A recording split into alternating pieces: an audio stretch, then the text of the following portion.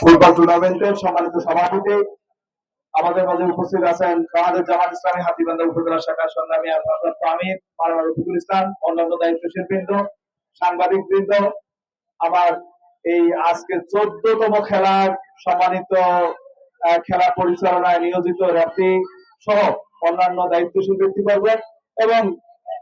আমাদের এই টুর্নামেন্টের সম্মানিত দর্শক বৃন্দ যারা 14তম খেলা অতিক্রম করলেন শান্তি শৃঙ্খলা বজায় রেখে, সকলের প্রতি আমার সালাম, অন্যান্য ধর্মাবলী ভাইদের প্রতি শুভেচ্ছা। সম্মানিত উপস্থিতি, আমাদের এই 14 দিনের খেলা আমাদেরকে স্মরণ করিয়ে দিচ্ছে যে এই অঞ্চলের মানুষ ক্রীড়াপ্রেমী মানুষ, আমরা আমাদের যুবককে, বেকার যুবকদেরকে মাদকের পরিবর্তে তাদের এই ক্রীড়া বান্ধব পরিবেশ তৈরি করে দিয়ে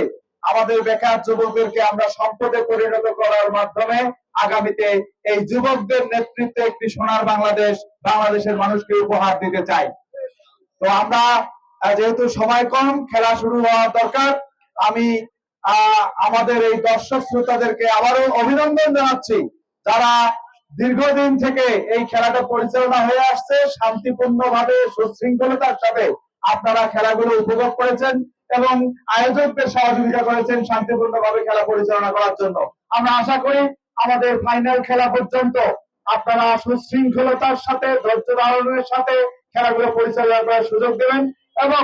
আমরা হাতীবান্ধা পাটগ্রামের প্রতিটি ইউনিয়নে এভাবে যেন ক্রীড়া বান্ধব পরিবেশ তৈরি করতে পারি, সেই দৃষ্টিকোণ থেকে সবার সহযোগিতা কামনা করে আজকের এই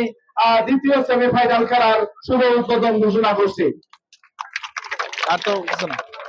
তো আমরা এখন খেলা শুরু করার জন্য সম্মানিত পরিচালক মন্ডলীকে মাঠে যাওয়ার জন্য সবাই অনুরোধ করে আমি আমার কথা শেষ করছি। আল্লাহ হাফেজ, বাংলাদেশ জিন্দাবাদ। তবে আমি একটা ওয়াদা করতে চাই, আল্লাহ তাআলা যদি আমাদের লালমনিরহাট 1 আসন থেকে আমাকে নির্বাচিত হওয়ার তৌফিক দান করেন, তাহলে আমরা ইনশাআল্লাহ এই খেলার মতো আমরা লালমনিরহাট 1 আসনের হাতীবান্ধা পাটগ্রামের প্রতিটি ইউনিয়নে আমরা যেন এরকম ক্রীড়া বান্ধব পরিবেশ তৈরি করতে পারি, তার জন্য সর্বাত্মক সহযোগিতা অব্যাহত থাকবে ইনশাআল্লাহ। আসসালামু আলাইকুম ওয়া রাহমাতুল্লাহি ওয়া বারাকাতুহু।